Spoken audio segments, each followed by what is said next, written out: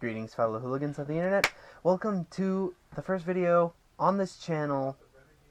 This is my secondary channel for stuff that is not directly involved gaming. If gameplay will probably be on the primary channel, link in the description below. So today we're going to be showing off my Game Boy collection. That all the official Nintendo Game Boys, and also one item that's technically not a Game Boy, but also technically is, because it's officially Nintendo and plays Game Boy games. More specifically, the cartridges. Anyway, we're going to be doing things by release date, but I know some of you here are here specifically for the Wide Boy Advance, so there'll be a time thingy, time punch, time card, maybe right around here, that will get you to the Wide Boy Advance.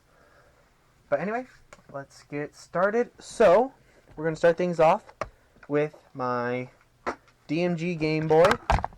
This one's mine. I also have my dad's here. This one's not working with the batteries, at least. If I plug it into the this doohickey, it'll work just fine, but it doesn't work with batteries. I think there's some corrosion in there.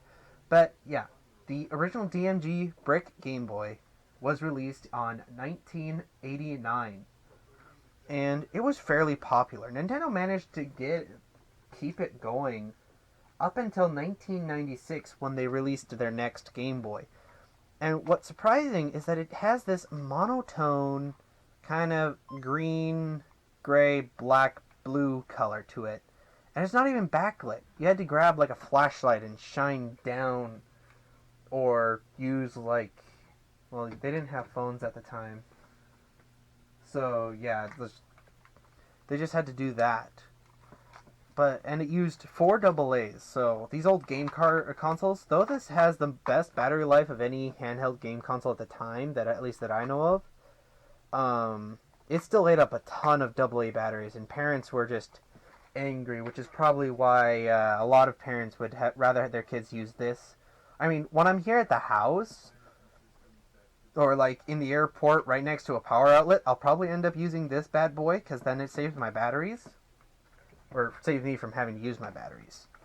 And yeah, and it's just a really nice console, to say the least. It's got nice controls for the time, plus control pad, A and B, start and select, really nice. And unlike some of the later Game Boys, it doesn't cramp your hand.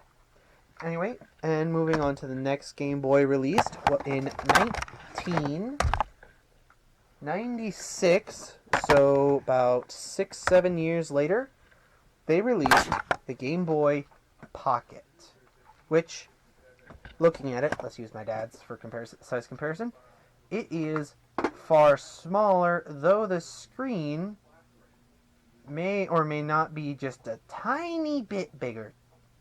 Possibly a tiny little bit bigger.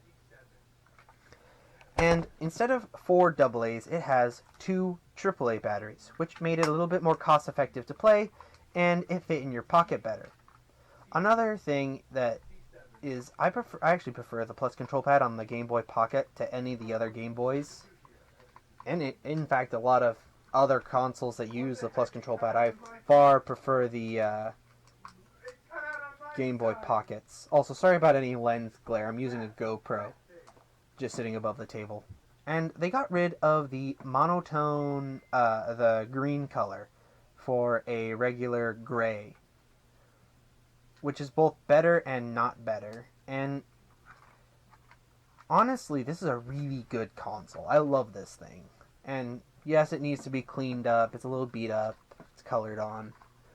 But it still works, and it works good. And then another year, about 2 years later, in 1998, they released the Game Boy Color and the Game Boy Light. These two are mine. This one's my brother's, but I'm including my dad's Game Boy and my brother's Game Boy, because a lot of kids, they were rocking like DS's and DSi's, DS Lights, and me and my brothers, even up until the age of the early days, like the first 2 years of Game Boy, or not Game Boy, first 2 years of the 3DS's lifespan, where you had these little guys, about yay big. Even until then, me and my brothers were rocking these two Game Boys, these two specific Game Boys.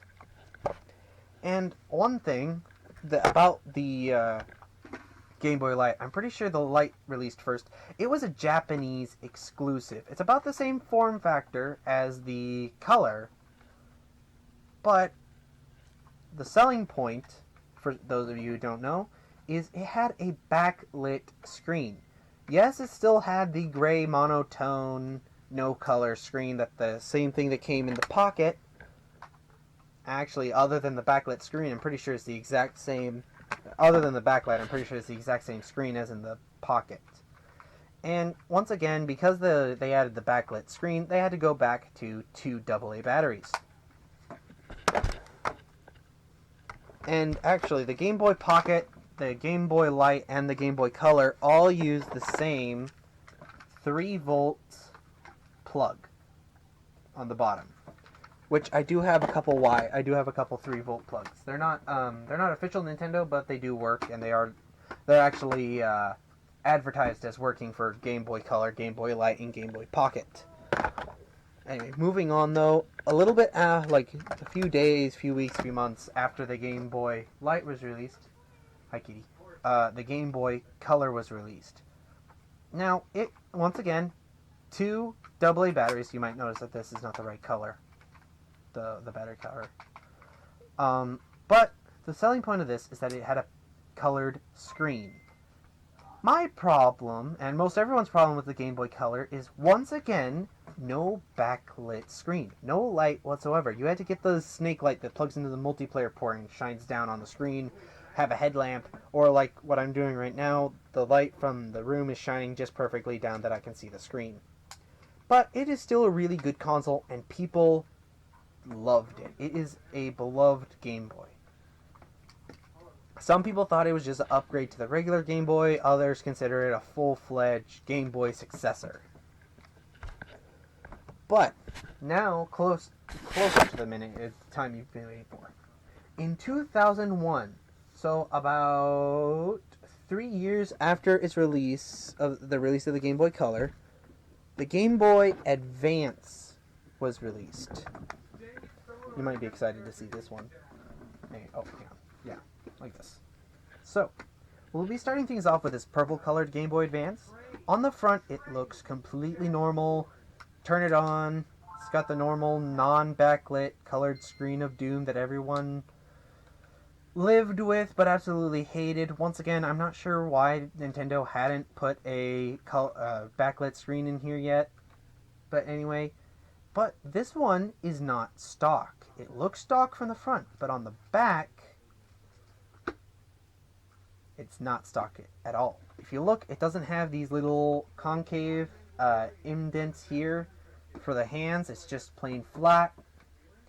And you might notice this little flap right here. That reveals a pair or a set of pins for a dock. Now, I didn't bring mine back in here because it's plugged in because I was using this thing earlier. And what I do is I take the battery cover off, take out the batteries, open this up, click it into the dock, hook up the AV cables, and what that allows me to do is play on the TV. Yeah, and it's got AV cables, so the picture's not the best, but the reason why I would prefer this one over this TV mod for the Game Boy Advance over other ones such as the TV Consolizer or GBA Consolizer or one of those other ones is because most of those you lose the ability to take the Game Boy, shove it in your pocket, and go play games on the go. Meanwhile, this one, it does not. You can just take your Game Boy, put batteries in it, put a game in it, and toss it in your pocket and go. But you can still play it on the TV. Yes, the picture is not the best, but it is still really good, and I actually really like it. I accidentally bought 2 of these kits, and I'm glad I did because I broke something on the first one. and I used the second one. Well, the second one actually came with spare parts, so I was able to fix the first one, and I didn't have to steal anything from the second one. So I have two of these mods, but the one is just sitting around doing nothing until I either get another Game Boy or decide to sell it. But moving on to this Game Boy Advance, clearly differences are made. It's got a gray shell with dark blue buttons and side bits. And if you look close enough, I'm not sure if you can see it, it says Retro 6 on the top and on the back right here. Instead of one of these stickers, it's got Retro 6 on it. And I understand I did that upside down, so now it's right side up. At least I think it should be. Anyway, now mods I've done to this one, what's funny is this one's actually lighter than this one, and this one doesn't have much more in it than a stock Game Boy. But this one, if you noticed closely, it's got a backlit screen. This is not a LCD. This is just one of those standard AGS 101 mods for it. Hi, Pupper. Go sit down. I know you don't like the cats, but go sit down. The dog's just sitting here because he doesn't like the cats. But anyway, another mod I did to it, if you look down here, is it's got a USB Type-C plug in the bottom of the battery cart. Reason? It's got a rechargeable battery. This is a Retro 6 Handheld Legend Clean Juice rechargeable battery pack for the Game Boy Advance. Hence why it says Retro 6 on the shell, because I didn't want to... This shell was pre-cut for a backlit screen and pre-cut for the rechargeable battery pack.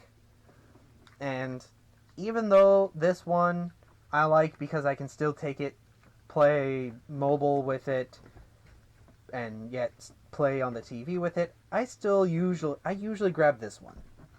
Because it's the cleanest Game Boy, modded or not modded, that I have. It's the nicest, it works the nicest, it looks the nicest.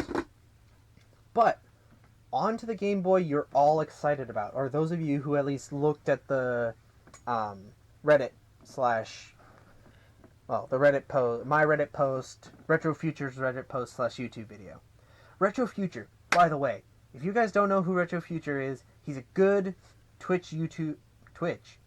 He's a good Game Boy YouTuber. He does a lot of retro stuff, and holy crap, he did one far superiorly done, far smarter done, much cleaner. He did the paint better, he did the cuts better, he just did the Wide Boy mod far better than I did. But hey, if I hadn't done it, it may have never been done, and then we wouldn't have this amazing mod. But yeah, onto the Game Boy itself. As you can see, that I didn't do this part up here very well. It's very janky, not very well done. I could not find any hinged cover bits.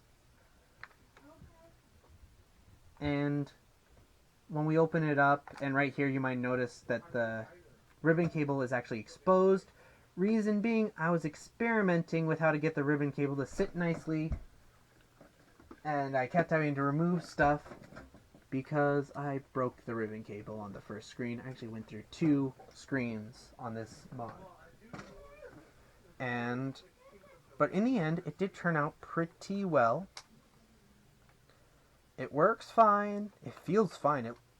Though if you look closely right around here, you can see that unlike the Retro Future, I used the face button area of the Advance SP to cover up the screen area because I did not have a spare screen lens lying around at the time.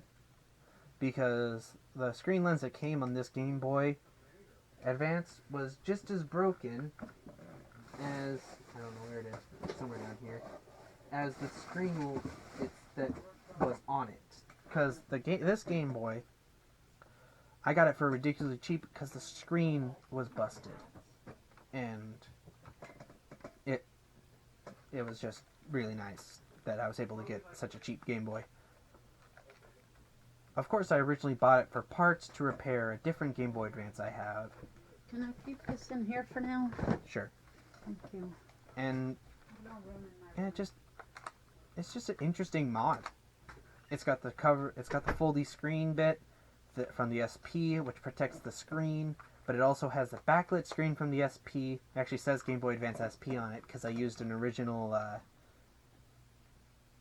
SP glass screen lens. Well, technically it's original, but it's also not original because I got it off eBay. But anyway, and yeah, once again, it's just a Game Boy Advance SP 101 screen like this one. And it just got overwhelming reviews. Also, there is a picture, if I can find it at least, I'll be putting it right around like here. And you'll be able to see exactly what I was talking about, how janky it was before I painted it. It looked way worse before I painted it.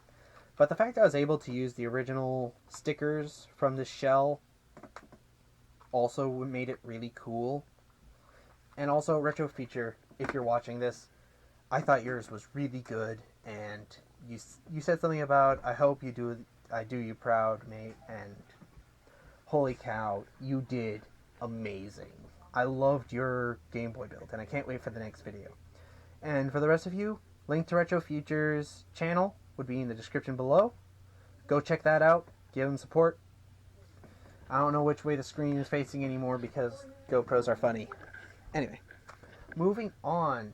Okay then, and then about 2 years later, in 2003, Nintendo released the Game Boy Advance SP. This is the SP that I got the foldy shell part for this from. And once again, I kept the original stickers on the console, even though the shell changed. So this has a Zelda Majora's Mask shell on it. This is a 001, so it doesn't have a backlit screen, but it was the first North American official Nintendo device to have a backlit screen. Well, not even backlit. This is the 001 has a front lit screen. The 101, which I do not have a regular 101, I have the 2 modded Game Boys with 101 screens in it, though the 101 was the backlit screen. Also, if you look, I did the hinges incorrectly by how the screen sits, and I've just been too lazy to fix it. Because it folds fine, feels fine, and I just it's fine. Though I might fix it later, because maybe in the future it'll drive me crazy enough that I'll fix it, but right now I'm okay with it. And I really like how this shell came out. It just, the plastic is not the best, I must admit. But yeah, it's still a really nice Game Boy. And as I'm just demonstrating here, the Game Boy Advance SP is thin and tiny, which makes it good for your pocket. But a while of playing like this, it just gets tiresome. Also, again, sorry if there's any lens glare. There's the camera's sitting right up above the table, and the lighting is behind me. But anyway, another thing is that you might notice there's no headphone jack. You have to get an adapter that plugs in at I can't remember if it's the power port or the multiplayer port the adapter goes in. But there is a mod, which you can also find on Retro Future's channel, where he puts a headphone jack on the SP, and I might do that later, because that is a really nice mod that I want to try my hand at. But anyway, and the last official Nintendo Game Boy released, this is the most, surprisingly, even though this one is not a Japanese exclusive, this was the most expensive Game Boy in my collection. The Game Boy Micro, released in 2005. And it was released not too long before the Nintendo DS. It was released a few days before the DS. So it had a very limited run. Once again, it has a backlit screen. It is a little... the colors aren't as crisp, in my opinion, as on other Game Boy Advances or other Game Boys. But you might notice it has a headphone jack. And this is the type of Game Boy that I'd want, if I was a businessman and I just wanted to drop it in my coat pocket or that weird little pencil jean pocket. And that's the same reason the Game Boy Pocket was made. These two were made for the same reason, because the big, bulky consoles that other people are using are just too big for the businessman's pocket, so these two were released. Unfortunately, this device cannot play Game Boy or Game Boy Color games. It just physically cannot. I don't have a Game Boy or Game Boy Color game on me, but I do have a few Game Boy Advance cartridges. It's got it's got something in there that, like, the Game Boy and Game Boy Color cartridges go all the way in to the point where it should click, but it doesn't. This thing does not physically have the capabilities to play those cartridges. Now, if you have something like the EverDrive Easy Flash, which I don't have a Game Boy Advance EverDrive, or if you have this, which is, I would recommend not getting this. Sometimes you have saving problems, and it only supports up to a 2 GB micro SD card. So, yeah. I would say just not getting that one. Even though it's cheap. You get what you paid. This is a really good one. This is like $50 on Amazon. And it gives you all the features. Real-time clock, save state, good menu, saves, and it can play Game Boy Advance, Game Boy Color, Game Boy, and NES titles. Well, as long as you have the ROMs for them. And the biggest SD card I have is this 128 gigabyte SD card, micro SD card more specifically. So it supports up to 128. I'm not sure if it goes bigger though. But what that allows you to do is plug it in, and since this physically has the ability to play Game Boy Advance cartridges, it should, because it's a Game Boy Advance, well, Game Boy Micro. Now, with the EverDrive Easy Flash or the SuperCard Mini SD, almost regret buying that thing, you can now play Game Boy and Game Boy Color games, as well as Game Boy Advance. And on to that last thing I would mention that's not a Game Boy, but it is an official Nintendo device that plays Game Boy games. I have the Super Game Boy, which is basically just a SNES cartridge with a Game Boy slapped in it. And instead of it having a screen or buttons, you plug it into the SNES, you put your SNES controller in, you put the Game Boy game in, bada bing, bada boom. That also allows you to play on the TV. But it does not support, actually quite the opposite of this thing, it does not support Game Boy Advance or Game Boy Color games. What's funny is, both these devices do not support Game Boy Color. One supports Game Boy Advance and one supports Game Boy, but neither one supports Game Boy Color. To play Game Boy Color games on the TV, you're going to need either a GBA consolizer, which is pretty expensive, or if you can find one for cheap with a disc, the GameCube Game Boy player with the disc. Unfortunately, I do not have either. I don't even have a original GameCube yet.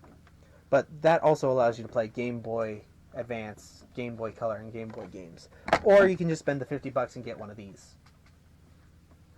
If I can find the link to it, it will be in the description below. But anyway, that is all for this time. If you enjoy the content of this video, please leave a like, leave a comment. If you enjoy the content of this channel, hit the subscribe button and perhaps the bell icon. There's not going to be a lot of videos made.